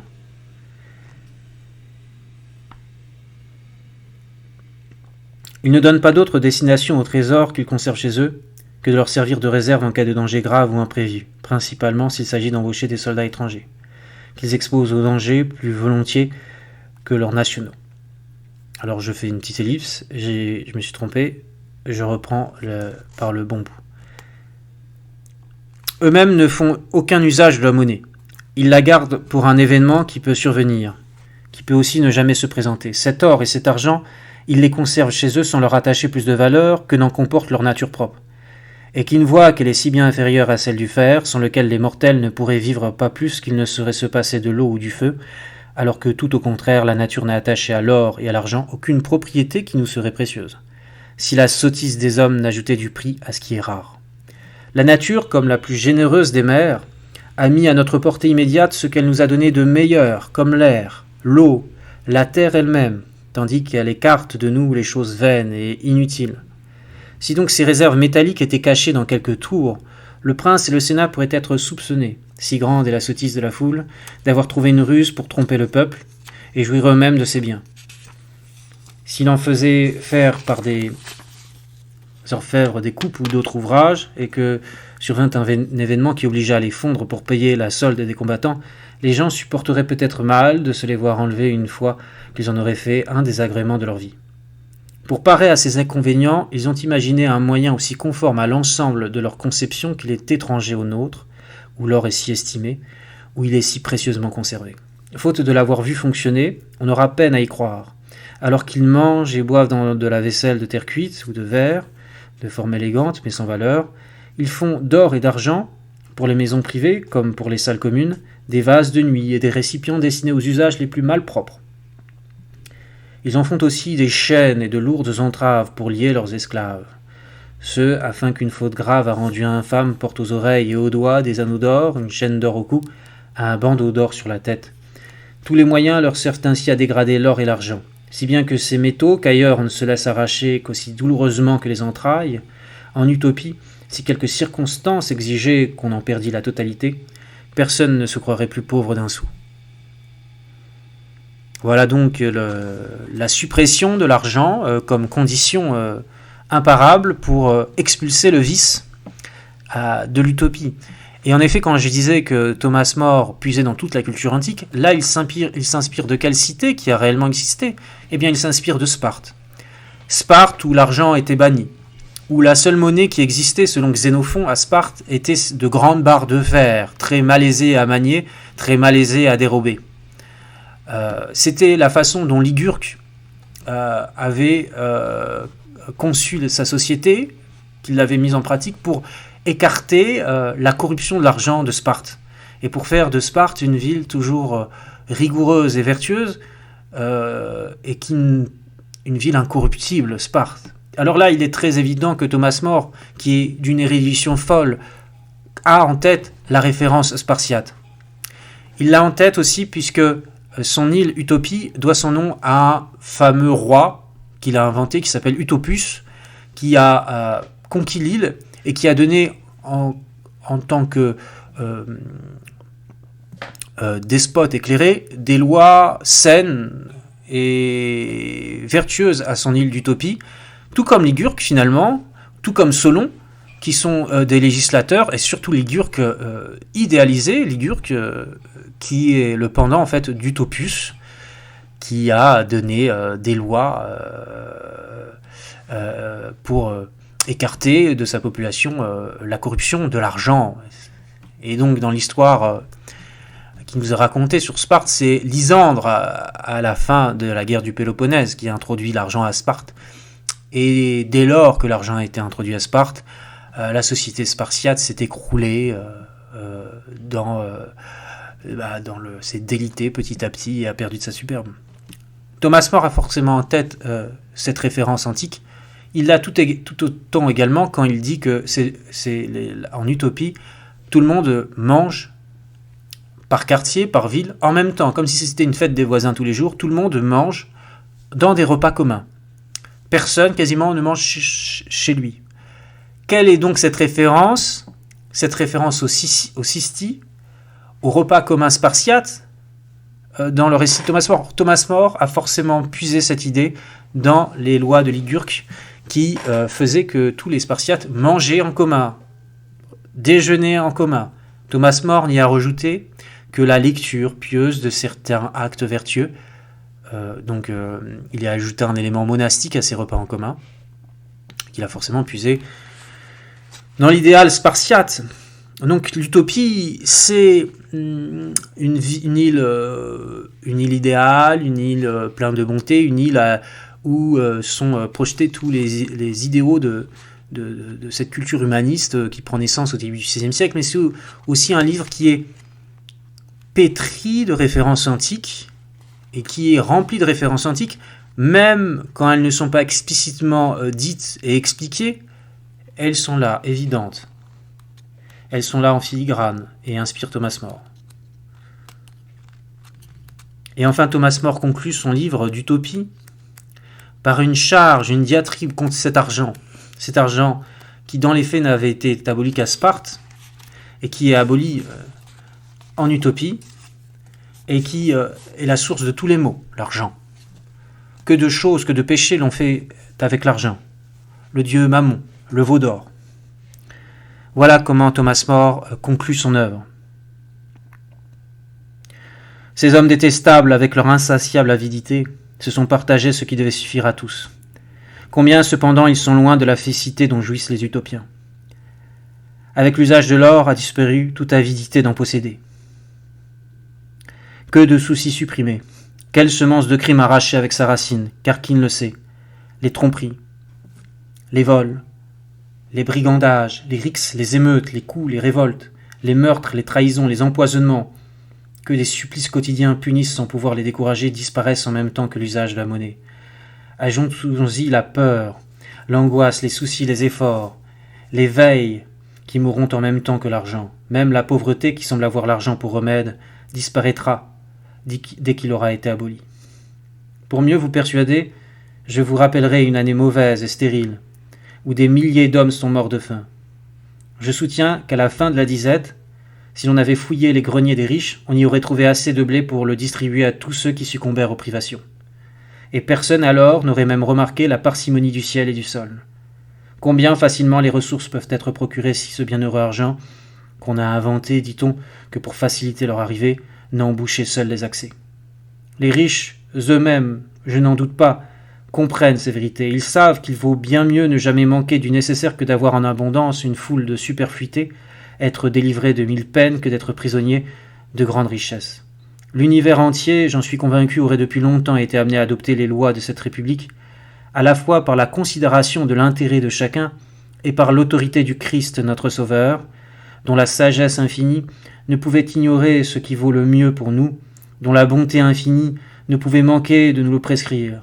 Si une seule bête fauve n'avait opposé sa résistance, la reine, la mère de tous les maux, la superbe, la prospérité à ses yeux ne se mesure pas d'après le bonheur de chacun, mais d'après le malheur des autres. Elle refuserait même de devenir Dieu si elle ne pouvait garder autour d'elle des misérables à insulter, à traiter en esclaves, dont la détresse serve de repoussoir à son éclatante félicité, qu'elle puisse torturer, irriter dans leur dénuement par l'étalage de ses richesses. Ce serpent d'enfer s'enroule autour du cœur des hommes pour les détourner de la voie droite. Il s'attache à eux et les tire en arrière comme le rémora fait au navire. Il est trop profondément enfoncé en la nature humaine pour qu'on puisse aisément l'en arracher. Mais je suis heureux de voir aux utopiens la forme de constitution que je souhaiterais à tous les peuples. Eux, du moins, se sont laissés guider par des principes qui ont donné à leur république la prospérité, et de plus, pour autant que les supputations humaines puissent prévoir l'avenir, une garantie de pérennité. Une fois extirpés à l'intérieur, avec tous les autres vices, les racines de l'ambition et des factions, quel danger subsiste-t-il qu'elle ait à souffrir à ces discordes intestines qui ont suffi à perdre tant de cités puissamment défendues? Aussi longtemps que la bonne entente règne dans les maisons et que les lois sont saines, l'envie de tous les rois voisins, ils l'ont déjà tenté plus d'une entreprise, mais tout ont été repoussés, ne parviendra pas à renverser cet empire, ni même à l'ébranler. Telle fut la relation de Raphaël. Bien des choses me revenaient à l'esprit qui, dans les coutumes et les lois de ce peuple, me semblaient des plus absurdes. Dans leur façon de faire la guerre, de concevoir le culte et la religion, dans plus d'une autre mesure et surtout dans le principe fondamental de leur constitution, la communauté de la vie et des ressources, sans aucune circulation d'argent, ce qui équivaut à l'écroulement de tout ce qui est brillant, magnifique, grandiose, majestueux, tout ce qui, d'après le sentiment généralement admis, constitue la parure d'un État. Comme cependant je le voyais fatigué par son long récit, et que je ne savais pas s'il admettait la contradiction, car je me souvenais qu'il avait blâmé ces gens, qui redoutent de paraître peu avertis, s'ils ne trouvent quelque chose à critiquer dans les idées d'autrui, Je me bornais à louer les lois des utopiens et l'exposé qu'ils nous en avaient fait, et, le prenant par le bras, je l'amenai dans la salle à manger. Je dis cependant que nous trouverions une autre occasion de réfléchir plus mûrement à ces problèmes et de nous en entretenir plus longuement. Espérons que ce moment arrivera. Entre-temps, sans pouvoir donner mon adhésion à tout ce qu'a dit cet homme très savant, sans contredire et riche d'une particulière expérience des choses humaines, je reconnais bien volontiers qu'il y a dans la République utopienne bien des choses que je souhaiterais voir dans nos cités. Je le souhaite plutôt que je ne l'espère. Voilà comment conclut son ouvrage Mort, à ceci près qu'il faut préciser que cette île Utopie est une île qui évolue dans un monde réel, dans ce monde dystopique. C'est une utopie plantée dans une dystopie qui l'entoure, et donc pour converser et pour entretenir des relations extérieures avec les autres nations qui n'ont pas la sagesse de ces lois, l'utopie fait usage de l'argent comme une banque nationale, et cet argent est donné aux nations étrangères.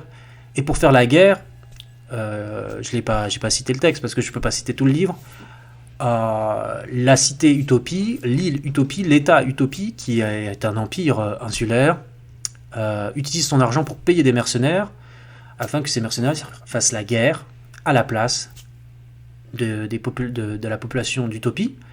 Et l'Utopie est excessivement riche, très riche, parce qu'elle se concentre sur sa société et sur le développement de sa société. Mais cet argent n'est connu par aucun des citoyens, pour les garder dans la plus grande vertu, et seulement utilisé pour éviter que le sang de l'utopien et des utopiens soit versé. C'est pour ça qu'il y a des esclaves, des prisonniers de guerre dans cette cité idéale. Thomas More, donc, esprit prolifique, créateur d'une œuvre originale qui a inspiré tant d'autres œuvres du même style, comme La Cité du Soleil de Tommaso Campanella, qui est aussi une cité idéale, publiée en 1604, comme La Nouvelle Atlantide de Francis Bacon, qui est une société idéale tournée vers le savoir, bien plus que n'est l'utopie, et L'An 2440 de Louis-Sébastien Mercier, qui est un Paris idéalisé, où sont projetées toutes les vertus, tous les idéaux de l'époque des Lumières. Voilà la postérité de Thomas More. La postérité de Thomas More, c'est aussi sa sainteté. Saint Thomas More, canonisé par l'Église en 1935, 400 ans après sa mort. Et puis, le cercle Saint-Honoré à Paris invite un auteur pour parler de Thomas More à un autre livre, mais pour parler d'un autre pan des œuvres de Thomas More.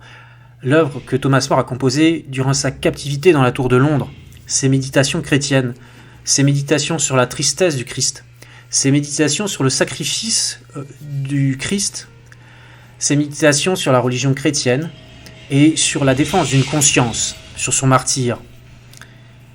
C'est le livre qui va être présenté au Cercle Saint-Honoré le 13 mars à partir de 19h30, dont je vous mets là l'affiche et le rendez-vous qui est fixé au 13 mars. La passion d'une conscience de Thomas More, livre écrit par François-Daniel Migeon. Défense d'une conscience, à l'heure où tout le monde, comme des moutons de Panurge, veut regarder dans le même sens, veut plaire, veut complaire, veut s'attirer les bonnes grâces de ci, de ça, au prix même de la fin et de l'abolition des consciences. Il est bon de se rappeler la conscience qu'a Thomas More, la probité de sa vie, et de méditer, peut-être, avec lui, sur nos libertés, et libertés extérieures, mais aussi liberté intérieure.